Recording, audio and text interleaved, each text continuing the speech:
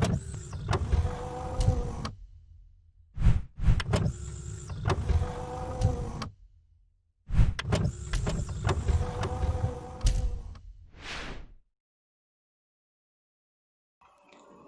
दोस्तों, आज के इस नए वीडियो में आपका फिर से हमारे YouTube चैनल माई क्यू का स्टडी में आपका स्वागत है।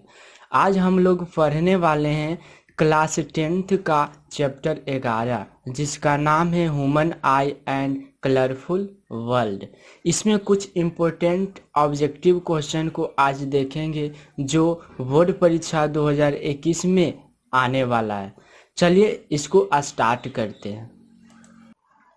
इसको स्टार्ट करने से पहले अगर आप हमारे चैनल में नए हैं तो चैनल को सब्सक्राइब कर लीजिए और बेल आइकन को भी दबा लीजिए।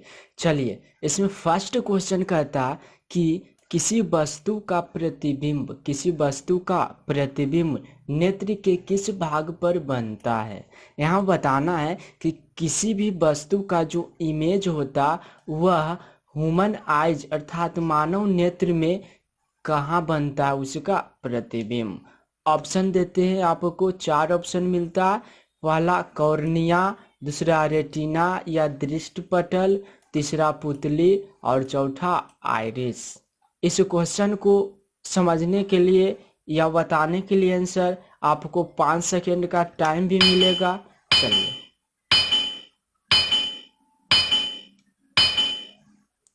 टाइम समाप्त हो गया। अब इसका आंसर बताते हैं।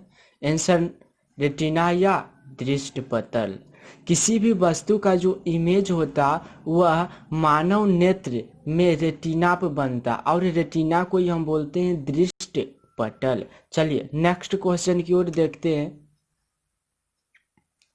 नेक्स्ट क्वेश्चन आ गया, कहता नेत्र के रेटिना पर किसी वस्तु का कैसा प्रतिबिंब बनता है। अभी थोड़ी देर पहले मैंने देखा कि किसी भी वस्तु का जो प्रतिबिंब होता है वह नेत्र के रेटिना पर बनता है। अब बताना है यहाँ पे कि कैसा इमेज बनता है रेटिना पर। ऑप्शन मिलेगा, ऑप्शन मिल गया। ऑप्शन काल्पनिक सीधा तथा छोटा, काल्पनिक उल्टा तथा बड़ा, वास्तविक उल्टा तथा छोटा, वास्तविक उल्टा तथा बड़ा। चलिए आपका टाइम स्टार्ट होता है।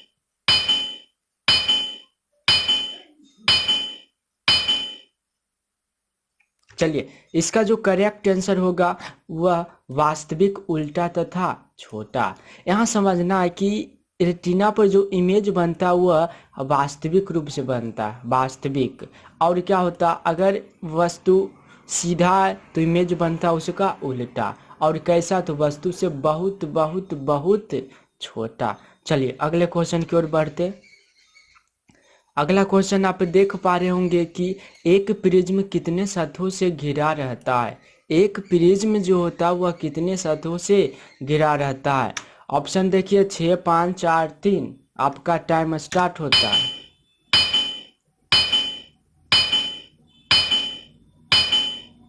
चलिए, इसका जो करेक्ट आंसर हो जाएगा वह 5। प्रिज्म जो होता है वह 5 सतहों से मिलकर बना होता है। कितने सतहों से मिलकर बना होता है? 5 सतहों से मिलकर बना होता है। अगले क्वेश्चन की ओर बढ़ते। कहता सामान्य दृष्टि वाले युवा के लिए स्पष्ट दृष्टि की न्यूनतम दूरी होती है। न्यूनतम दूरी होती है लगभग में बताना। आपको ऑप्शन मिल रहा 25 मीटर, 2.5 सेंटीमीटर, 25 सेंटीमीटर, 2.5 मीटर। चलिए आपका टाइम स्टार्ट होता है।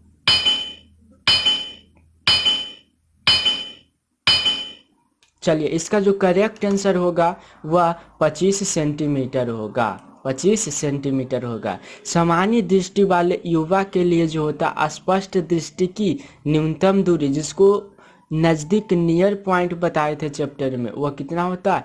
25 सेंटीमीटर होता है, 25 सेंटीमीटर। अगले क्वेश्चन की ओर बढ़ते हैं।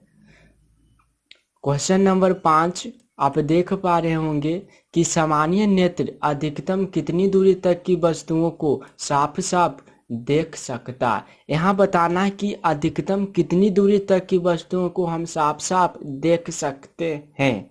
दूर पॉइंट यहाँ बताना है, दूर बिंदु। ऑप्शन आपको मिलता फिर से वही ऑप्शन है 25 मीटर, 2.5 मीटर, 25 सेंटीमीटर, अनंत। आपका टाइम स्टार्ट होता है।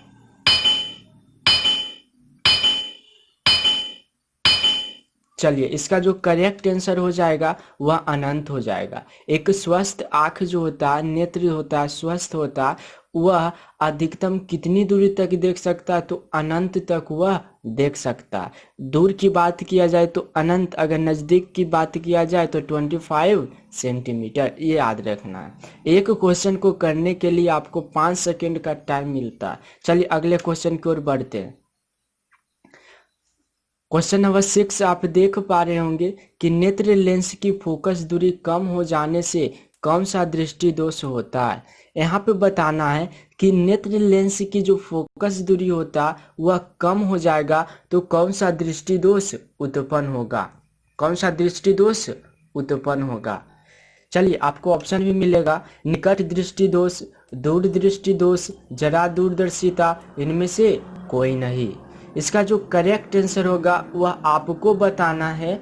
हम टाइम स्टार्ट करते हैं।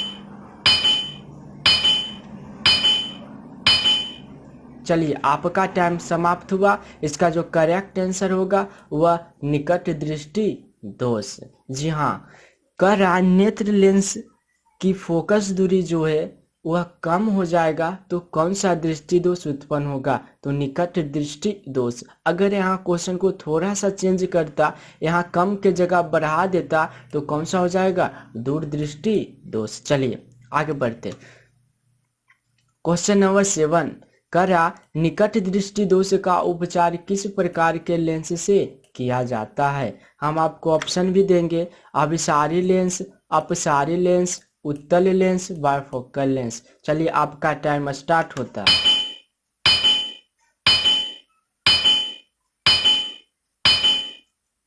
चलिए इसका जो करेक्ट आंसर हो जाएगा ना वह अपसारी लेंस, अपसारी लेंस। अब बात आता है कि इसका तो नाम ही नहीं सुने, नाम सुने हैं लेकिन याद नहीं है। चलिए हम आपको बताते हैं। एक होता है अवतल, हम लिखते हैं अवतल, और एक होता है क्या? उत्तल, उत्तल।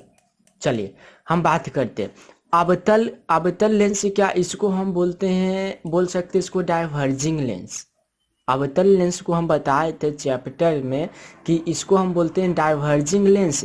अवतल लेंस का जो चित्र होता है कुछ इस प्रकार से होता है।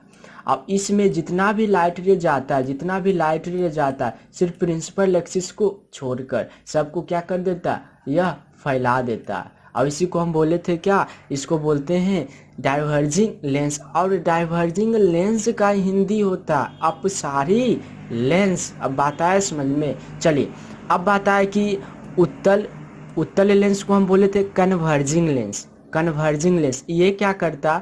तो उत्तल लेंस से कुछ इस प्रकार से होता, इसमें जितना भी सारा लाइट रे इसमें इन करता सबको क्या करता? फोकस पर मिला देता, कन्वर्ज कर देता, जिसके कारण इसको बोलते हैं कन्वर्जिंग लेंस। और उत्तल लेंस को हम बोलते हैं क्या? अभिसारी लेंस। कन्वर्जिंग लेंस का हिंदी होता अभिसारी लेंस। चलिए ये समझ में आ गया। अब इसका थोड़ा सा एक लॉजिक बताते हैं कि निकट दृष्टि दोष होता है, एक दूर दृष्टि दोष होता है, उसका जो निवारण होता है उसमें बड़ा कन्फ्यूजन होता है। इसको जानने के लिए लॉजिक हमारे साथ बने रहिए। चलिए अगले क्वेश्चन की बात करते हैं। करा दूर दृष्टि दोष का उपचार किस प्रकार से लेंस से किया जाता है। इसके पहले निकट दृष्टि दोष था, अब आ गया दूर दृष्टि दोष। यहाँ भी ऑप्शन मिलेगा आपको। ऑप्शन अभिसारी, अपसारी, अवतल, बायफोकल। यहाँ पे इसका करेक्ट आंसर होगा वह क्या हो जाएगा? तो अभिसारी। इसका जो करेक्ट आंसर होगा वह अभिसारी। यहाँ मिस्टेक है, यह मिस्टेक हो गया है थोड़ा सा। इसका जो करेक्ट आंसर हो जाएगा वह अभिसारी लेंस। दूर दृष्टि दोष को हम दूर करते हैं किससे? तो अभिसारी लेंस। अभिसारी लेंस को ही हम बोलते हैं उत्तल लेंस, उत्तल लेंस। अब देखिए इसमें बड़ा कंफ्यूजन होता है कि निकट रहेगा, अगर निकट रहेगा, निकट रहेगा तो क्या होगा? अवतल होगा, अवतल होगा। अगर दूर रहेगा तो क्या होगा, उत्तल होगा। ये हमें पता है, लेकिन कभी कभी क्या होता है, कंफ्यूज हो जाते। तो उस स्थिति में हमको क्या याद रखना है कि अगर इस 3 अंक का रहेगा, अगर 3 अंक जैसे 1 अंक, 2 अंक, 3 अंक, निकट जो लिखा हुआ वह 3 अंक मिलकर लिखा हुआ। अगर 3 अंक रहेगा तो उसका जो निवारण होगा, उपचार होगा, वह 4 अंकों वाला से होगा। कितने अंकों वाला से, 4 अंकों वाला से। अगर दूर रहता है, यह कितने अंकों से मिलकर बना है, 2 अंक, तो 2 अंक वाला कितने अंकों से मिलकर निवारण होगा, 3 अंकों वाला से। यहाँ ध्यान रखना है कि 2 में 3 और 3 में 4। अगर 2 अंक वाला रहेगा तो 3 अंक वाला से निवारण, अगर 3 अंक वाला रहेगा तो 4 अंक वाला निवारण। हमें आशा है कि ये डाउट आपको क्लियर हो गया होगा। अब हम अगले क्वेश्चन की ओर ले चलते हैं। चलिए अगला क्वेश्चन हाजिर है। कहता प्रकाश के किस वर्ण के लिए तरंगदैर्घ्य अधिकतम होता। यहाँ पे क्या बताना है, तरंगदैर्घ्य वेवलेंथ किसका अधिकतम होता। चलिए आपको ऑप्शन भी मिलेगा। ऑप्शन बैगनी, हरा, लाल, पीला। इसको आपको सॉल्व करने के लिए, समझने के लिए, आंसर बताने के लिए आपको 5 सेकेंड का टाइम मिलेगा। चलिए आपका टाइम समाप्त हुआ। इसका जो करेक्ट आंसर हो जाएगा ना, वह लाल हो जाएगा। क्या हो जाएगा, लाल हो जाएगा। सबसे अधिक वेवलेंथ जो होता है वह रेड कलर का होता है, रेड कलर का होता है। चलिए अगले क्वेश्चन की ओर बढ़ते हैं।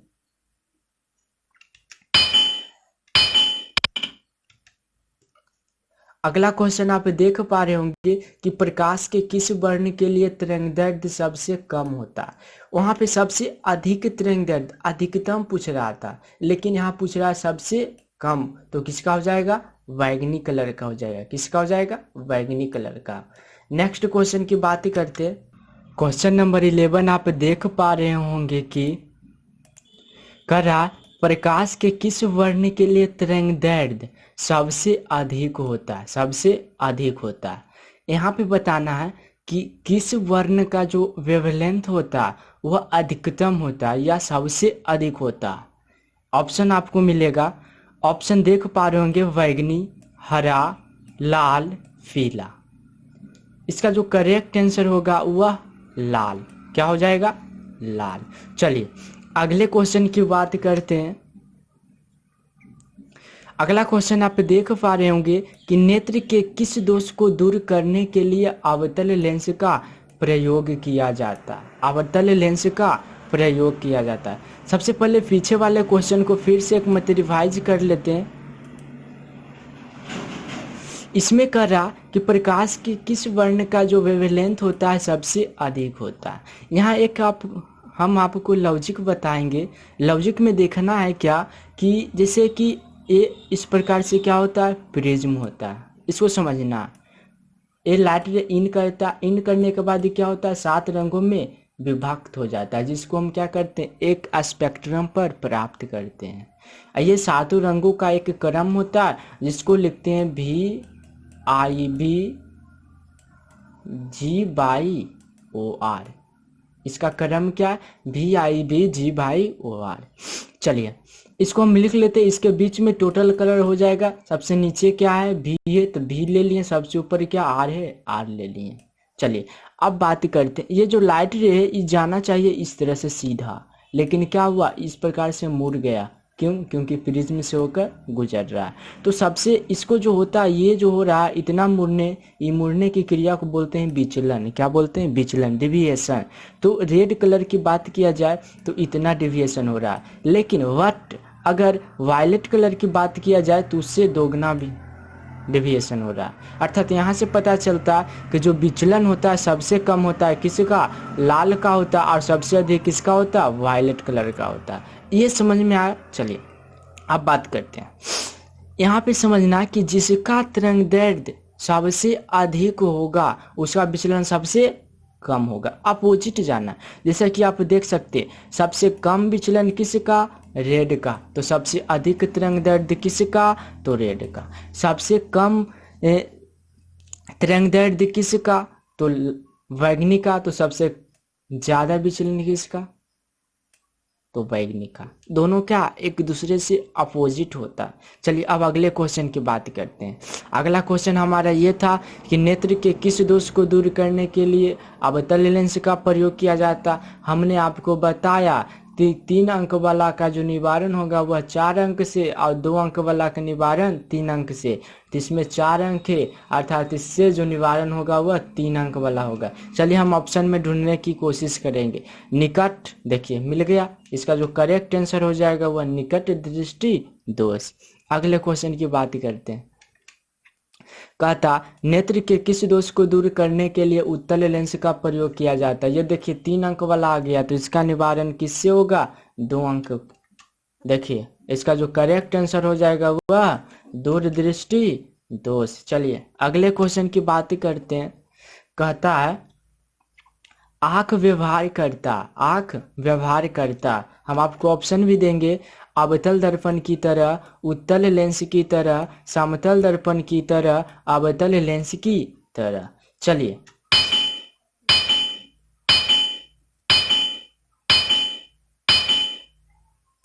चलिए इसका जो करेक्ट आंसर हो जाएगा ना वह उत्तल लेंस की तरह।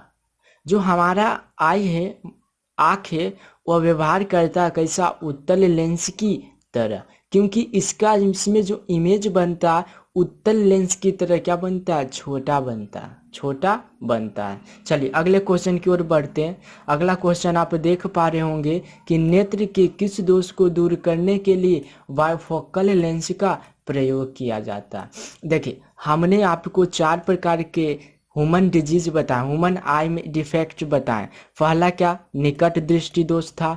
दूसरा क्या? दूर दृष्टि दोष था। तीसरा जरा दूरदर्शिता और चौथा अबिंदुकता, जिसमें से हम जान चुके हैं कि निकट रहेगा तो अवतल लेंस और दूर रहेगा तो उत्तल लेंस। अब बात आया कि जरा दूरदर्शिता और अबिंदुकता, ये दोनों में बड़ा कंफ्यूजन होता है। चलिए ऑप्शन से समझते हैं। ऑप्शन आपको मिल गया निकट दृष्टि दोष, दूर दृष्टि दोष, जरा दूरदर्शिता और अबिंदुकता। इसमें चारों प्रकार के दोष है। इसमें से हमने ये 2 का जानता कि निकट रहेगा तो अवतल, दूर रहेगा तो उत्तल। तो ये तो नहीं हो सकता, ये भी नहीं हो सकता। अब बात है कि जरा दूरदर्शिता या अबिंदुकता, यही 2 में से कोई एक है। चलिए हम बात करते हैं। ये अबिंदुकता जो होता है ना, वो अगर क्षैतिज रहेगा तो ऊर्ध्वाधर दिखाई पड़ेगा। इसका ये जरा दूरदर्शिता रोग कैसे उत्पन्न होता है? तो वृद्धावस्था होने के कारण सिलियरी मांसपेशियां क्या होता है? शिथिल हो जाता है, जिसके कारण यह दोष क्या होता है? उत्पन्न होता है। अब इसी दोष को दूर करने के लिए हम ये उपयोग करते हैं बाइफोकल लेंस का, बाइफोकल लेंस का, जिसको हम द्विफॉक्सी लेंस भी बोलते हैं। क्या? द्विफॉक्सी लेंस। इसमें क्या होता कि इस प्रकार से क्या होता? चश्मा होता। इसमें इस प्रकार से 2 लेंस लगा हुआ रहता, 2 लेंस लगा हुआ रहता, एक दूर की वस्तु में देखने के लिए और एक निकट की वस्तु में देखने के लिए। और इसी को बोलते हैं क्या? द्विफॉक्सी लेंस या बाइफोकल लेंस। चलिए आई होप कि यह वीडियो आपको समझ में आएगा। चलिए अगले क्वेश्चन की बात करते हैं। अगला क्वेश्चन आप देख पा रहे होंगे कि श्वेत प्रकाश कितने रंगों से मिलकर बना होता है। श्वेत प्रकाश कितने रंगों से मिलकर बना होता है। इसके पहले हमने पढ़ा था कि प्रिज्म कितने सतहों से गिरकर बना होता है। तो प्रिज्म 5 सतहों से गिरकर बना होता है। लेकिन यहाँ ये नहीं पूछ रहा श्वेत प्रकाश कितने रंगों के मेल से बना होता है। जैसा कि हमने एक प्रिज्म में हमने देखा कि ये होता है क्या? White light. इसी को बोलते हैं क्या?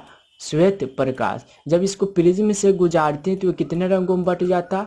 7 रंगों में बढ़ जाता है। कितने रंगों में? 7 रंगों में। यहाँ से अपन को पता चलता है कि व्हाइट लाइट जो होता है वह 7 रंगों से मिलकर बना होता है। चलिए ऑप्शन भी देते हैं आपको, 3, 4, 5, 7। चलिए इसका जो करेक्ट आंसर हो जाएगा वह 7 हो जाएगा। अगले क्वेश्चन की ओर देखते हैं।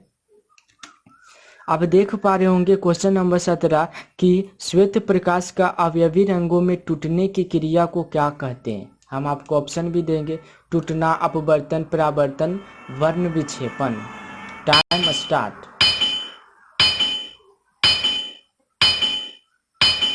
चलिए इसका जो करेक्ट आंसर हो जाएगा ना वह वर्ण विक्षेपन, वर्ण विक्षेपन। अब आता था वर्ण विक्षेपन कैसे समझेंगे। तो सबसे पहले क्या? टूटना, इसको टूटना तो नहीं ही कर सकते। अपवर्तन हम जानते हैं कि अपवर्तन होता है दो मीडियम में, अगर ऊपर हवा है नीचे पानी है तो ये क्या होता है, इसमें होता है क्या, अपवर्तन की क्रिया होता है। परावर्तन क्या होता है, तो प्लेन मिरर, अगर ये प्लेन मिरर है तो इसमें लाइट आएगा, क्या कर देगा, रिफ्लेक्ट कर देगा, ये परावर्तन होता है। लेकिन हमने वर्ण विक्षेपण नहीं जानते, इसका जो करेक्ट हो जाएगा वह वर्ण विक्षेपण। श्वेत प्रकाश के अवयवी रंगों में टूटने की क्रिया को हम वर्ण विक्षेपण कहते हैं, वर्ण विक्षेपण कहते हैं। चलिए, अगर इस चैप्टर का वीडियो आप नहीं देखे हैं ना, तो आई बटन पर जाकर आप इस चैप्टर का वीडियो देख सकते हैं या डिस्क्रिप्शन में जाकर देख सकते हैं, डोंट वरी। चलिए अगले क्वेश्चन की बात करते हैं।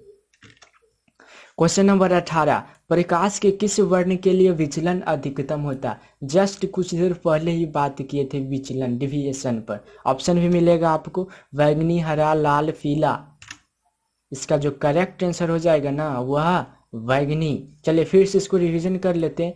हम माने थे एक प्रिज्म माने थे, चलिए प्रिज्म बना लिए। ये क्या होता है, तो व्हाइट लाइट होता है। जब प्रिज्म में इन करता है तो ये कितने रंगों में बढ़ जाता है, इसको जाना चाहिए इस तरह से सीधा, लेकिन क्या होता है, यह अभी 7 रंगों में क्या होता है, बट जाता है। जिसको हम यहाँ 2 ही रंग लेकर आपको समझाएंगे। इसका जो क्रम होता ये भी हम आपको बताए थे कि VIBGYOR,